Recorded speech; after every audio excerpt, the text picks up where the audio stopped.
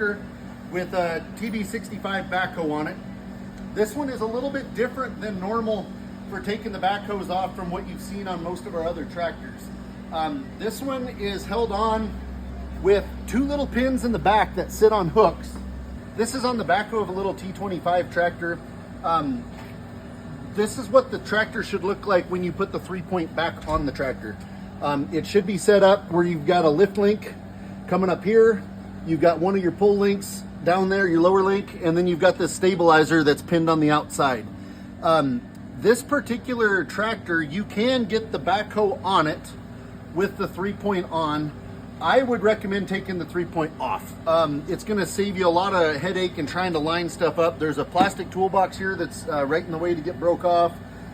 These stabilizer links are in the way the entire time while you're trying to do it.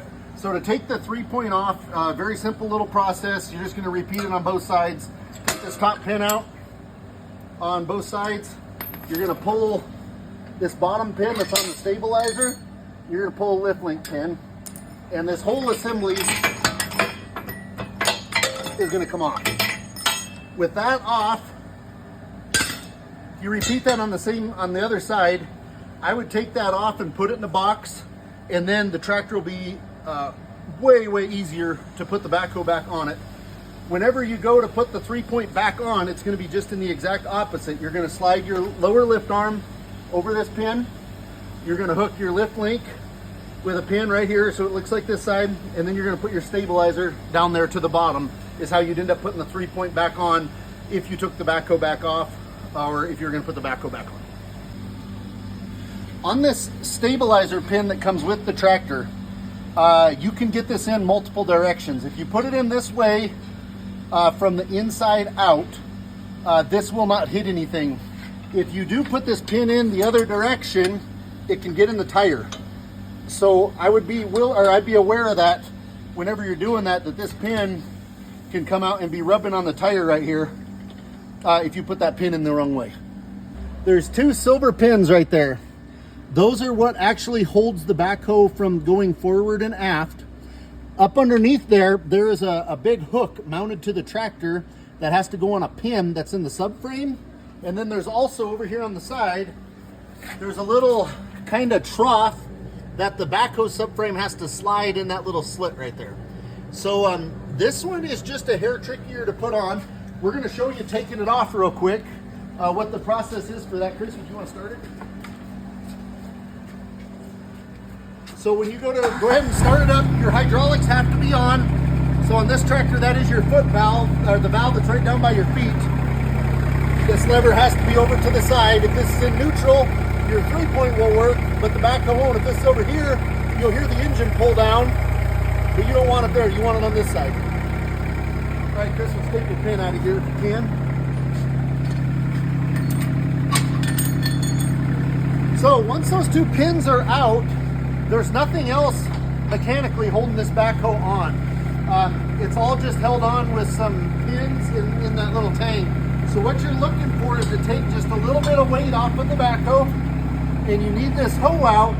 You need the weight of the backhoe out here to kind of balance that frame so that it sits where you want it to sit. So right now, all we really need to do is just take a little bit of weight off of it, like that. Go ahead and pull it ahead just a little. So he pulled it ahead, and those big pins underneath have now hit up against the piece on the backhoe. So there's a big pin under there that's hitting.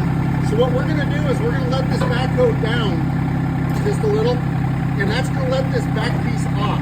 So now you can see that big pin, and that pin has to be clear of that to go. So Chris, go ahead and pull it ahead just a little bit more. Once he pulls ahead, the backhoe is now off the tractor, and the subframe is holding itself up by the weight of the backhoe. So you go ahead and pull ahead. And you can tilt this by pushing your backhoe up and down now. If you push your hoe up, it's gonna push it down, and if you raise the hoe up, it's gonna push that down. So you're basically gonna wanna take that and then set this right back down on the ground, like so. And now the backhoe is 100% off with the exception of the hydraulic hoses. So Chris, go ahead and shut that off, and then shut your hydraulics off too.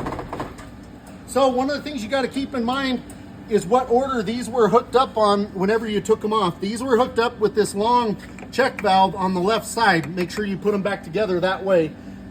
You do want to try to relieve some pressure on the backhoe. This will make this process a whole lot easier if this doesn't have pressure on it. Then these are just a simple push coupler and they're off. So go ahead and pull that ahead, Chris. And raise your loader up too. So with the backhoe off, that frame is going to be sitting right down on the ground and you're going to be able to clear it when you drive over the top of the tractor. So as he drives over the top of there, basically that's all you're going to have is this big long black frame underneath here. These are those pins that I was talking about. And if you look up under the tractor, there's a big hook in there that pin goes in. And so that's what's kind of hard to line up, is you don't have a lot of room right here to slide that frame up around that pin to get that to go in there. So at this time, you could put your 3-point back on. You could put it all on. The tractor's ready to go and use. You could do whatever if you had to use the auxiliaries or the 3-point, whichever you needed to do. But we're going to show you putting the hoe back on the tractor like the 3-point had already been done. So go ahead and start it again, Chris. So the first thing you need to do is you need to get the tractor backed up close enough to this backhoe that you can get these hoses hooked back up, because the hoses are kind of your friend getting that done. So go ahead and come back about 2 feet, 3 feet. Keep coming, keep coming, keep coming. That'll work right there. Shut it off and flip your lever side to side. So the reason he's flipping that lever over is if there's pressure on that, that'll make that where you can't hardly hook that up. Remember, we kept this big check valve on this side. It was on the left side when we started. We're gonna leave her there. So that makes your life a whole lot easier if you got that pressure released. If you don't, and you have pressure on that, if you release it on the tractor side, but you still have pressure, the pressure's on the backhoe. And the only thing that can stop that is if you put a block of wood right down here underneath that to let that kind of bleed off and rest on a piece of wood, or you might have to put a jack under that to get the pressure off of it, or the other way to do it is to take those couplers loose on the hoses and let some of the oil out of them and then tighten them back up again. But right now we're hooked up, so go ahead and start it up and we're gonna start getting it put on. So the whole idea, we've done this before, and what we found, it works better. You've got to line the front piece up first and then you worry about the back. So right now we're gonna go ahead and raise this up, and then we're gonna use the backhoe. So we're gonna act like we're gonna raise the hoe up, but it's gonna actually raise that subframe underneath the tractor. And we need to bring that up to line up. Come ahead, come over here, Katie. We have to line up these two pieces right here. So they need to slide together. So you have to get that started first. Once you get that started, you can worry about the back. So go ahead and back up a little, Chris. You're gonna see it start coming together here, and then I might have to go raise it. Keep going. Keep going. About another inch. And whoa, I need to raise that up just a little bit.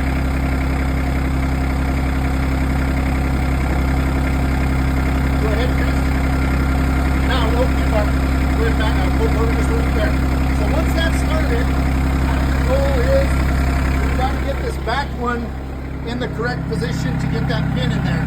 And you need to do that with either the hoe or your stabilizers. Doesn't really matter which. We got to lift that up.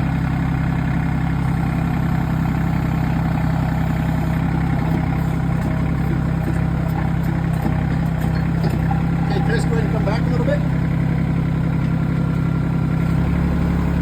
So right now he is up against that pin, and we're kind of half on, but we're on a little bit of an angle.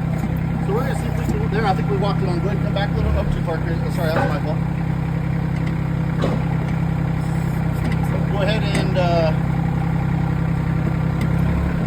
there, try that.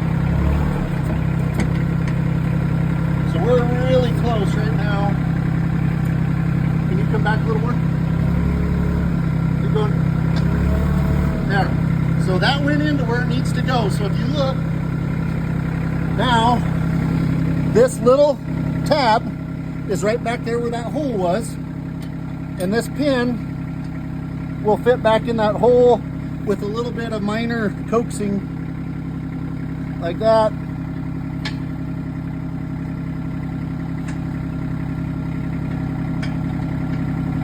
Maybe a little more coaxing.